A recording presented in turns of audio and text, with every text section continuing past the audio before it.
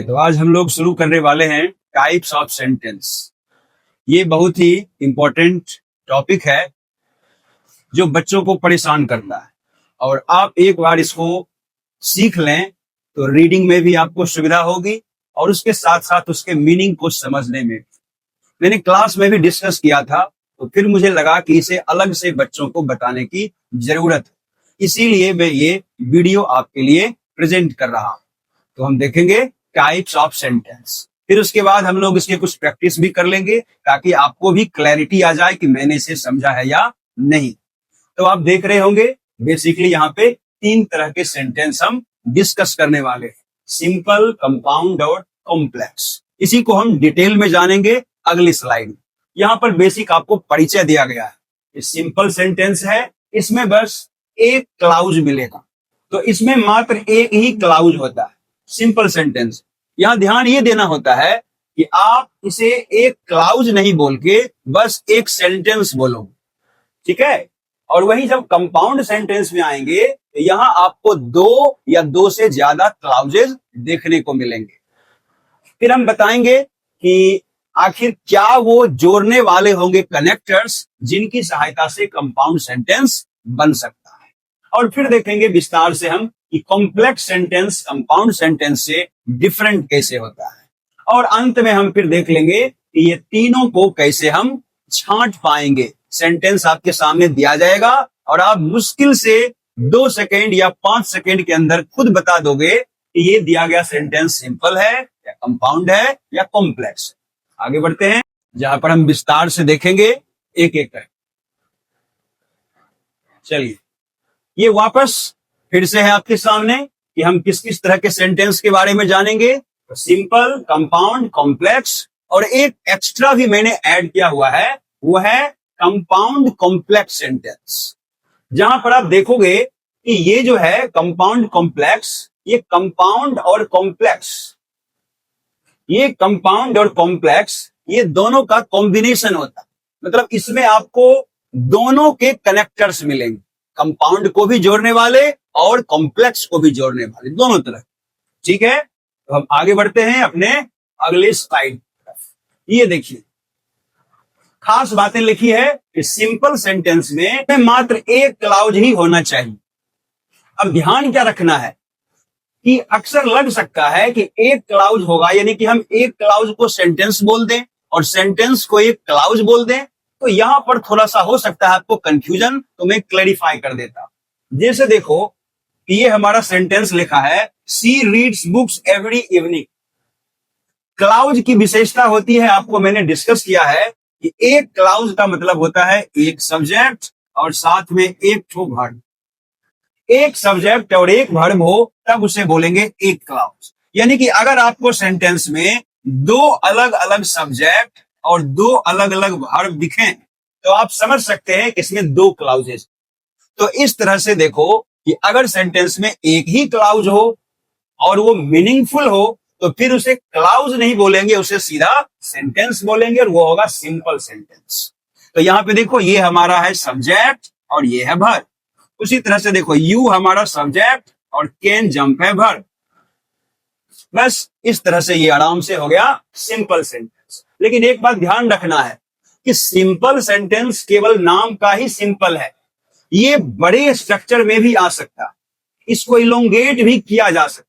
इसीलिए ये दिमाग में नहीं रखना है कि सिंपल सेंटेंस हमेशा छोटा ही होता होगा और इसकी लंबाई बढ़ा नहीं सकता। आगे हम एग्जाम्पल में देखेंगे कि सिंपल सेंटेंस को लंबा भी किया जा सकता है फ्रेजेस का इस्तेमाल। ठीक, तो बेसिक हमने परिचय देखा, आगे बढ़ते हैं।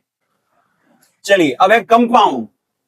यहां से थोड़ा सा आपको कुछ टर्म्स याद रखने पड़ेंगे जिसके जरिए हम कंपाउंड सेंटेंस को पहचान पाए। ये आपको कुछ जाना पहचाना लग सकता है, फैन बॉयज, जिसके लिए ये है फुल फॉर्म, एफ से फॉर, फिर एंड, नॉट, बट, और, येट, सो, ये सारे हैं। जिसमें खास करके अगर कोई डबल मीनिंग दे सकता है तो वो है फॉर। अब डबल मीनिंग कैसे? जनरली हमने देखा है कि फॉर का मतलब होता है के लिए, और इसीलिए हम इस्तेमाल करते हैं this is for my friends, this is for my father, this is for our school, इस तरह से। लेकिन यहां फॉर का मतलब के लिए नहीं होता, क्योंकि आप जब इस तरह से लिखोगे कि ये है फॉर और उसके साथ आपने लिख दिया माई फ्रेंड्स, अगर ऐसा आपने लिख दिया तो ये फॉर हो गया प्रेपोजिशन और इस प्रेपोजिशन का ये हो गया ऑब्जेक्ट, इतना ही हुआ। और प्रेपोजिशन और उसका ये हो गया ऑब्जेक्ट। तो हम पढ़ रहे हैं यहां पर कनेक्टर्स और उसमें हमें प्रेपोजिशन नहीं चाहिए, हमें चाहिए कंजंक्शन, हमें चाहिए कनेक्टर। इसीलिए फॉर का जो के लिए मीनिंग है वो यहां पे अप्लाई ही नहीं हो, यहां पर हमें दूसरा मीनिंग चाहिए। और यहां जो फॉर है आप देखोगे खास करके इसके पीछे ये इस तरह का साइन आएगा, इसको बोलते हैं सेमी कॉलन। फिर उसके बाद लिखाएगा फॉर, उसके बाद आएगा आपका अगला सेंटेंस। ये खास पहचान है, आप याद रखोगे कि इस साइन के जरिए हम कंपाउंड सेंटेंस के और भी कनेक्टर्स को पहचान पाए। बाकी एंड, नॉट, बट, और, येट, सो, ये सब का मीनिंग आप जानते ही होंगे। एक बार झट से मैं केवल बता दूं, ये और की बात करेगा, ये दो ऑप्शन में से दोनों को काट देगा, ये भी काटेगा लेकिन के भाव के साथ, और आपको ऑप्शन देगा। येट भी काटेगा, जैसे बट काट रहा है वैसे ही येट भी काटेगा। और सो ये इसलिए का सेंस देगा, कोई काम हुआ उसके रिजल्ट में कुछ और हुआ, उसके बाद हम सो का इस्तेमाल करेंगे। उसके बाद कुछ और जरूरी जो बात है, इसको इग्नोर नहीं करना है, सेमी कॉलन। तो कैसे, ये देखो नीचे में हमारे सामने कुछ और कनेक्टर्स लिखे हुए हैं। तो आप कह सकते हो कि हम तो फेन बॉयज ही पढ़े थे कंपाउंड सेंटेंस के लिए, फिर ये इतने सारे क्या कर रहे हैं। तो ज्यादा परेशान नहीं होना है, बस आपको ये सेमी कॉलन साइन ख्याल रख कि जैसे ही आप कोई सेंटेंस लिखा देखो, फिर ये सेमी कॉलन का साइन आए, फिर उसके बाद यहां कोई कनेक्टर आए और फिर कॉमा देके अगला सेंटेंस शुरू हो। ये सीन आप याद कर लो कि जैसे ही ये सीन आपको दिख रहा है, समझ जाओ कि कंपाउंड सेंटेंस आ चुका है। ठीक, तो झट से मैं आपको मीनिंग केवल बता दूं कि ये जो कंजंक्टिव एडवर्ब हैं, ये बेसिकली हैं कनेक्टर। मैंने बार बार आपको बताया होगा, नाम ले ले करके, ये हैं कनेक्टर्स। अब इनकी विशेषता क्या है कि ये जब आएंगे तो इनके पीछे आपको वही सेमी कॉलन देखने को मिलेगा। फिर ये कनेक्टर्स, मान लो एग्जांपल में मैंने लिखा देयरफॉर, तो फिर आप ये लिखोगे और उसके साथ फिर कॉमा दे करके अगला सेंटेंस शुरू होगा। तो इसको आप कंजंक्टिव एडवर्ब कहो या एडवर्बियल कंजंक्ट कहो, नाम से कोई खास फर्क नहीं पड़ना है, आपको बस ये पहचानना है। Moreover, therefore, however, consequently, furthermore, nevertheless, दस, अदरवाइज, मीनवाइल, अकॉर्डिंगली, एक दो ठो और भी जो छूटे हैं वो आप पहचान लोगे, बस ये सेमी कॉलन का इस्तेमाल। ठीक, तो ध्यान रखना है कि कंपाउंड सेंटेंस पहचानने में आपके काम क्या आएगा। पहला काम ये फेन बॉयज वाले कंजंक्शन और दूसरा ये सेमी कॉलन, ये दोनों बनेंगे आपके दोस्त। और कंपाउंड सेंटेंस में अवश्य ही दो क्लाउज मिलेंगे या दो से ज्यादा मिलेंगे, लेकिन आप ध्यान देना कि कोई क्लाउज दूसरे पे डिपेंडेंट नहीं होगा, आपस में फ्री होगा। ठीक है, मतलब वो इंडिपेंडेंटली एग्जिस्ट कर सकता है।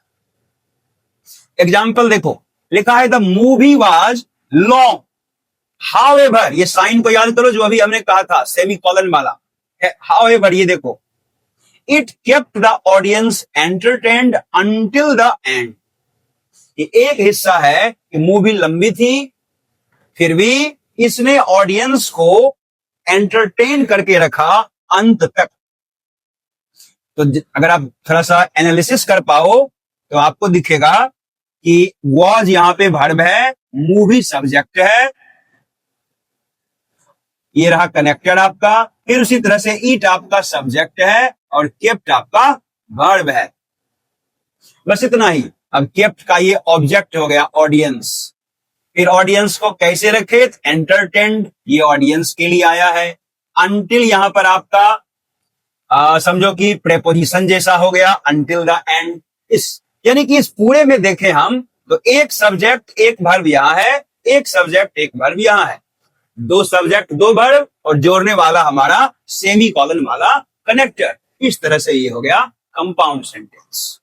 तो मैं अब शॉर्ट में ये कह दूं वापस कि जब आपको एक ही क्लाउज दिखे बिना किसी कनेक्टर के तो नाम उसका होगा सिंपल सेंटेंस। जब आपको दो क्लाउजेस दिखे और कनेक्टर में या तो ये हो या ये हो तो आप उसका नाम दोगे कंपाउंड सेंटेंस। ठीक है, अब चलते हैं हम कॉम्प्लेक्स सेंटेंस की तरफ।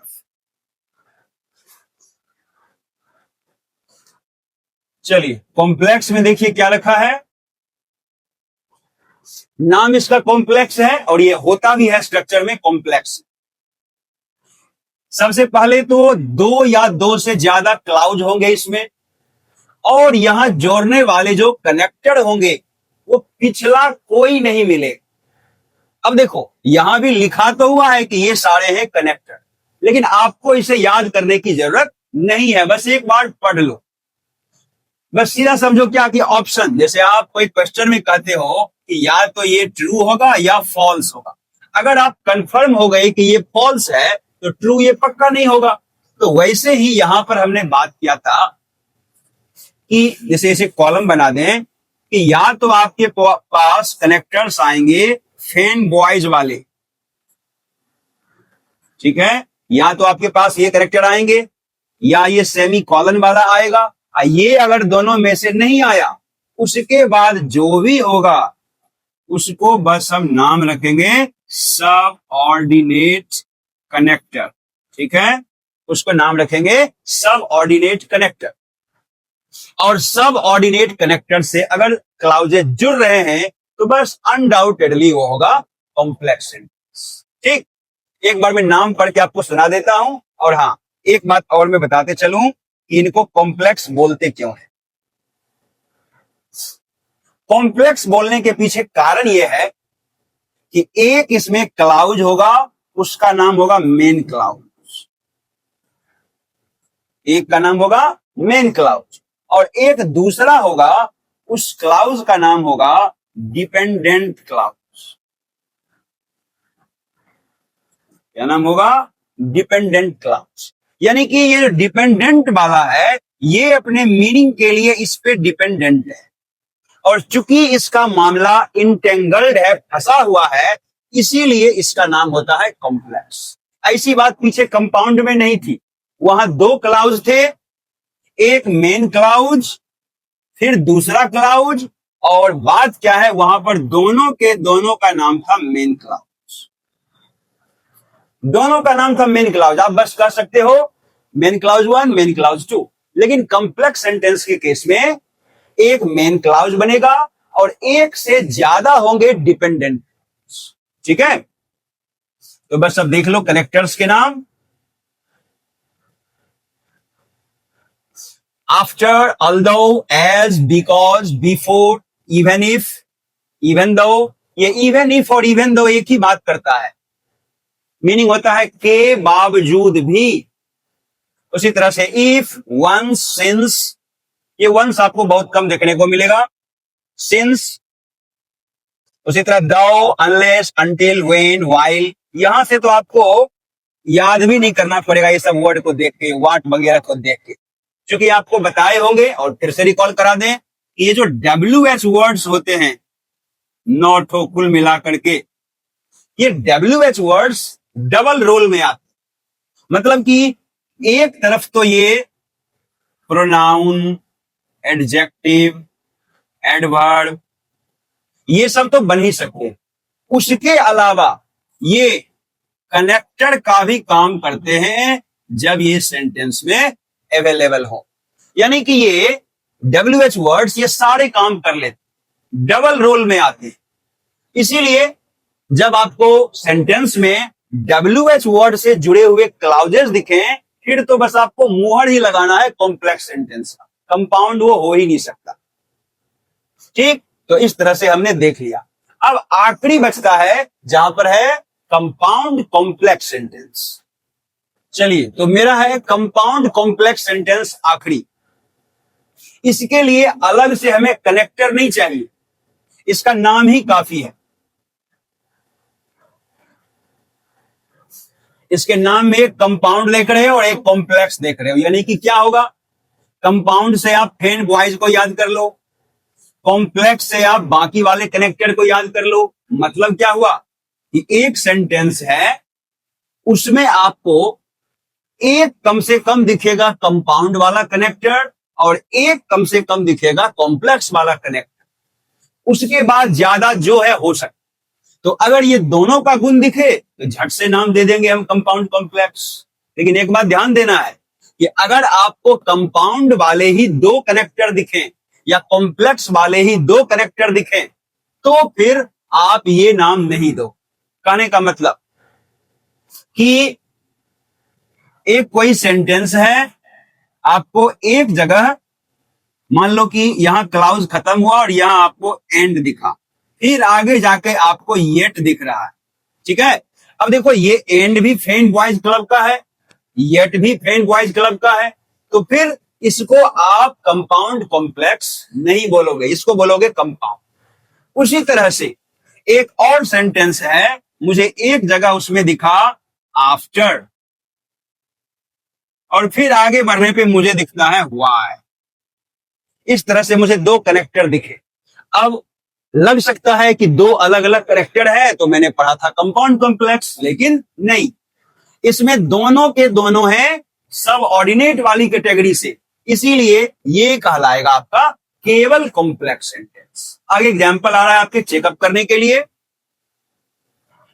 तो मैं झट से बस आपको रिकॉल करा दूं कि इसमें कम से कम 3 क्लाउज आपको दिखेंगे। क्या क्या? एक होगा मेन क्लाउज, एक होगा फेन बॉयज वाला क्लाउज और एक होगा सब ऑर्डिनेट वाला क्लाउज। ठीक है, तो 3 क्लाउज कम से कम, ज्यादा भी हो सकते हैं लेकिन कम से कम 3 तो दिखेंगे ही दिखेंगे। वही लिखा है कि कम से कम एक कंजंक्शन आपको दिखेगा कोऑर्डिनेट ग्रुप से और एक दिखेगा सबऑर्डिनेट ग्रुप से। अब देखो एक सिंपल सा sentence, she didn't come to the party because she was sick but she sent me a message. ध्यान देंगे, एक कनेक्टर है बिकॉज, कौन से ग्रुप से? सबऑर्डिनेट ग्रुप से। दूसरा कनेक्टर है बट, कौन से ग्रुप से? टेन बॉयज ग्रुप से। तो हो गया, और आप क्लाउज गिनो, she didn't come to the party, clause number 1. She was sick, clause number 2. She sent me a message, clause number 3. So 3 clauses joined by 2 connectors, one from subordinate group and one from coordinate group. That's why it is a compound complex sentence. ठीक, तो ये बढ़िया से ध्यान में रखना है कि अगर दोनों ग्रुप से कनेक्टर मिलेंगे तभी नाम कंपाउंड कॉम्प्लेक्स होगा, अन्यथा हमारे पास 3 ही टाइप है, सिंपल, कंपाउंड एंड कॉम्प्लेक्स। ये अब आपका चेकअप होने वाला है, तो एक काम करो, अभी तक मैंने जो भी बताया आपको ढेर सारे हम एग्जाम्पल देने वाले हैं, और आप क्या करोगे, मेरे बताने के पहले इसमें टिक लगा के रखोगे, कॉपी पे लिख के रखो। तो झट से आप एक काम करो, अपनी कॉपी पे 1 से 30 तक का नंबर लिखो, 1 2 3 4 करते करते 30, और जैसे ही क्वेश्चन आए आप पहले ही लिख लोगे कि ये रहा सिंपल, ये रहा कंपाउंड, ये रहा कॉम्प्लेक्स। उसके बाद मैं जब एक्सप्लेन करूं आप उसके साथ मैच। ठीक है, चलिए शुरू करते हैं। तो देखो आपके सामने 4 ऑप्शन है, simple, compound, complex, compound complex, ये 4 ऑप्शन। मेरा आपको एक्सप्लेन करने का वेट नहीं करना है, आप आंसर लिखो पहले, उसके बाद देखना। ठीक है, they wanted to go shopping but the mall was closed. झट से आपको पकड़ना है कि क्या इसमें एक क्लाउज है, केवल एक क्लाउज, क्या फेन बॉयज क्लब से कोई कंजंक्शन है या कोई सबऑर्डिनेट क्लब से, बस। तो यहां पर झट से देखो क्या मिला हमें, बट किस ग्रुप में आता है? फेन बॉयज में, जो कि कहां होता था? कंपाउंड। बस टिक लगाएंगे, हो गया ओवर। ऐसे ही देखो हमारा अगला क्वेश्चन, सोचो क्या होने वाला है। Because she studied hard, she passed the exam with flying colors. क्या मिला कनेक्टर? Because कौन से क्लब का? फेन बॉयज क्लब का तो नहीं है ये। और हमारे सामने दो क्लाउज है, she studied hard, she pass the exam. जरा ध्यान से देखो, ये जो भाग है, ये जो भाग है, इस पे ये डिपेंडेंट है। क्योंकि अगर इसको अकेला आप लिखोगे तो ये एग्जिस्ट ही नहीं करेगा, ये अकेला एग्जिस्ट कर सकता है।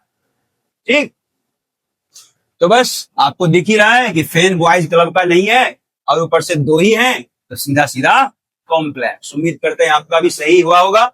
आगे बढ़ते हैं। अब देखो हमारा अगला, ये था क्वेश्चन नंबर 2, 3। यहां झट से देखो क्या है कनेक्टर? इफ। और इफ किधर मिलता है? फेन बॉयज ग्रुप में नहीं, सब ऑर्डिनेट ग्रुप में। और फिर से देखो, बस आपके सामने एक ही कनेक्टर है, if you want to succeed in life a clause और यू मस्ट वर्क हार्ड दूसरा क्लाउज। तो एक ही कनेक्टर है, क्या नाम देंगे? कॉम्प्लेक्स। कोई अधिक पढ़ना भी नहीं है, बस आपको कनेक्टर का टाइप पकड़ना है और झट से हम पहचान जाएंगे। अब यही इस्तेमाल आप अपने रीडिंग के समय कर सकते हो कि जब इस तरह जब रीडिंग करोगे तो वहां भी आप पहचानने का प्रयास करोगे कि कौन सा कनेक्टर आ रहा है। क्या ये कंपाउंड सेंटेंस है, क्या ये कॉम्प्लेक्स है, क्या ये सिंपल है, इस तरीके से। फिर देखो अगले पे चलते हैं। Question number 4, she opened the window and looked outside. हाँ, ये देखो थोड़ा सा अलग है, देखते हैं आपका सही होता है कि नहीं। सोचो,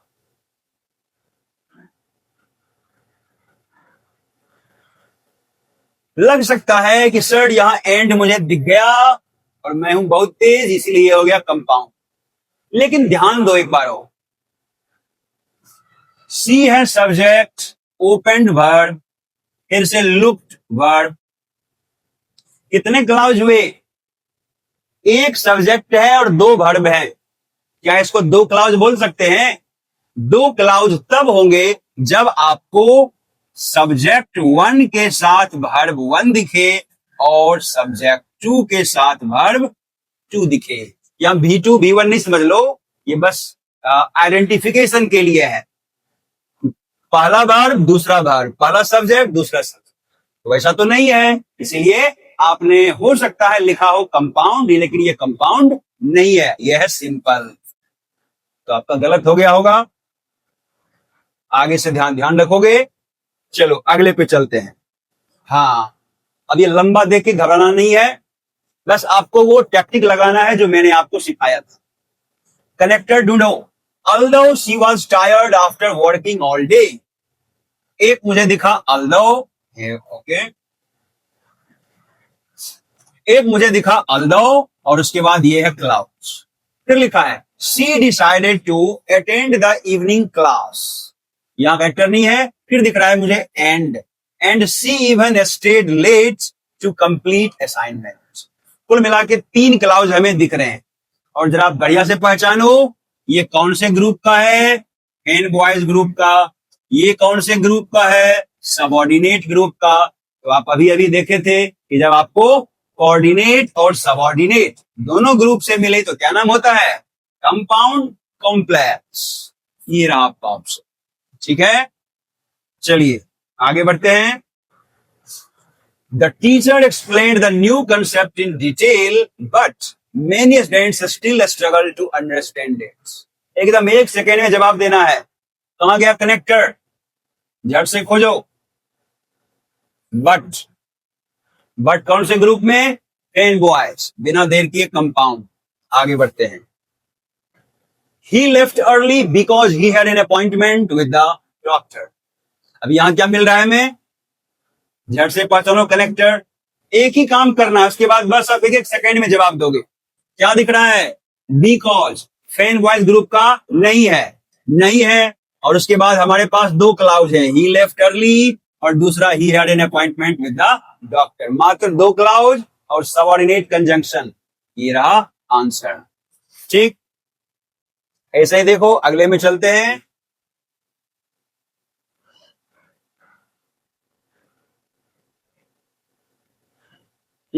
We visited the museum and we took several photographs. क्या दिख रहा है करेक्टर के फॉर्म में? एंड दिखा, क्या टिक लगाओगे? कंपाउंड, बस इतने में देखो हो गया। इसी तरह देखो आगे बढ़ते हैं, थोड़ा सा बड़ा है लेकिन बस आपको चुनना है। The little boy was crying loudly and his mother tried to comfort him while his father went to buy some ice cream. पहला हिस्सा, पहला हिस्सा है the little boy was crying loudly। Connector में हमें दिखा and, फिर है his mother tried to comfort him, फिर कनेक्टर में while। अब आप क्या निष्कर्ष निकाल चुके होंगे?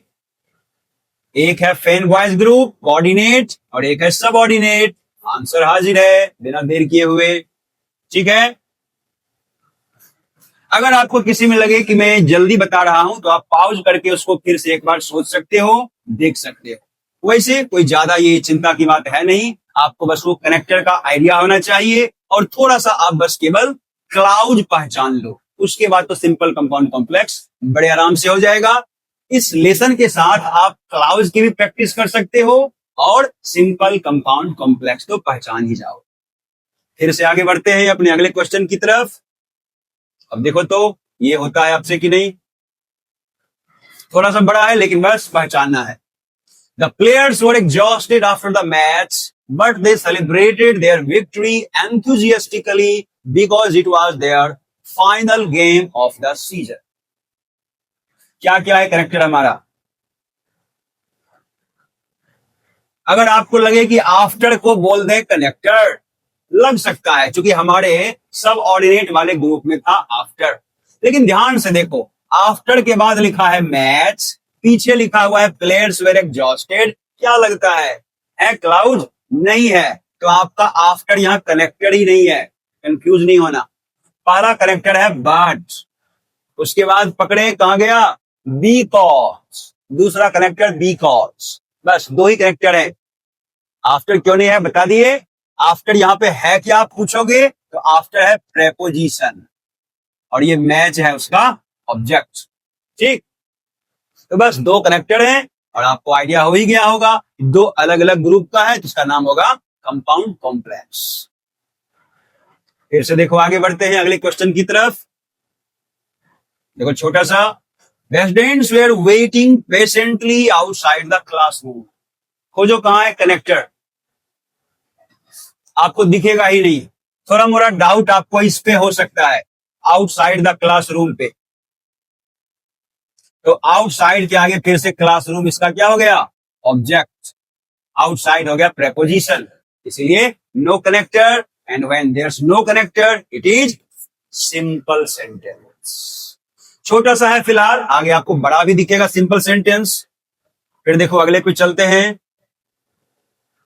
यहां देखो क्या हो सकता है, we can go for a walk or we can stay home and watch TV. क्या मिला कनेक्टर हमें? एक ही कनेक्टर और एक clause we can go for a walk, एक clause we can stay home. एक ही कनेक्टर है, फैन बॉयज ग्रुप कंपाउंड। आगे बढ़ो, अब इसमें देखो, I couldn't hear what he said because the noise was too loud.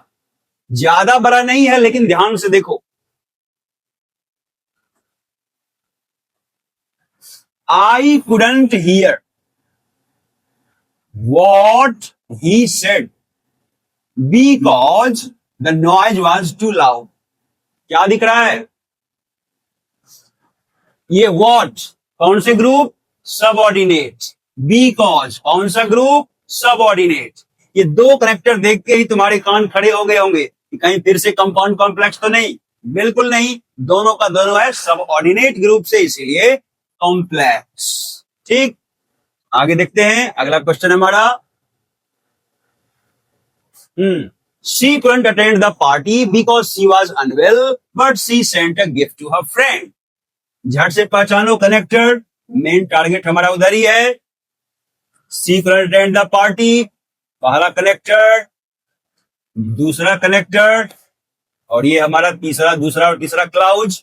अब इस बार क्या बोलेंगे, एक सबऑर्डिनेट एक कोऑर्डिनेट, इसलिए नाम क्या, कंपाउंड कॉम्प्लेक्स। ठीक है, समझ में आ रही है बातें। Since the weather was pleasant, the children played outside until it was dark.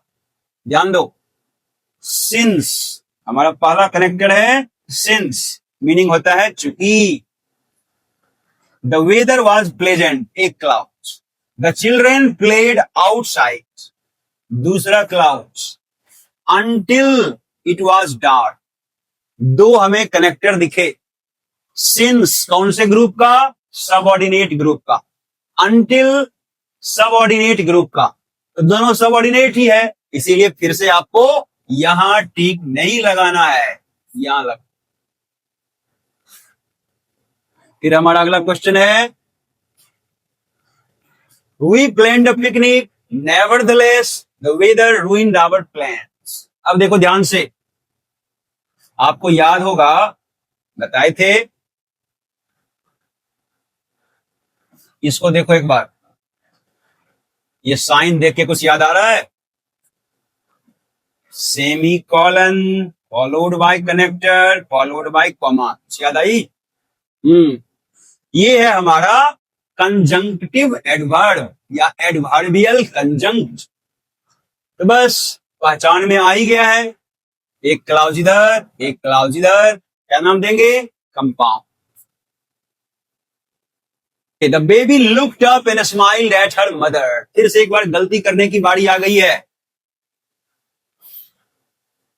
And देखते ही आपने जवाब झट से लगा दिया होगा कि ये रहा एंड और ये रहा कंपाउंड, लेकिन बेबी सब्जेक्ट, लुक्ड अप का वर्ब, स्माइल्ड भी verb, where is subject number 2, no subject 2, that's why no compound, it's simple sentence. ठीक है,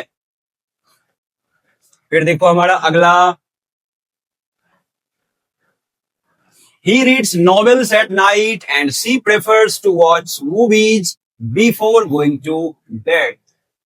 थोड़ा सा कंफ्यूजन यहां भी होगा आपको, पहला कनेक्टर, सॉरी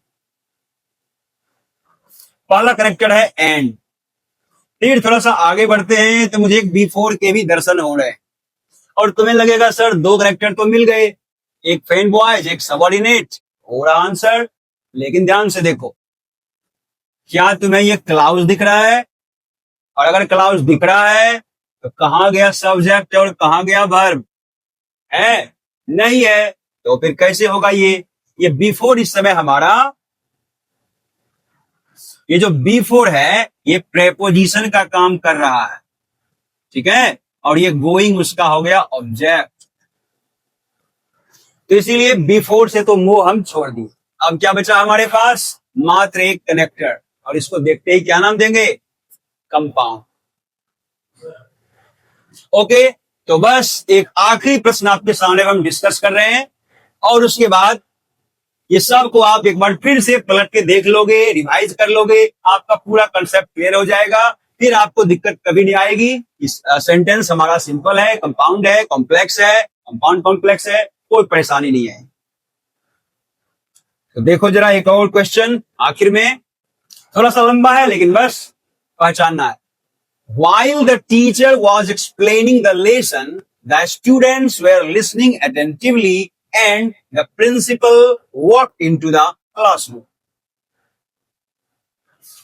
क्या क्या मिल रहा है कि जब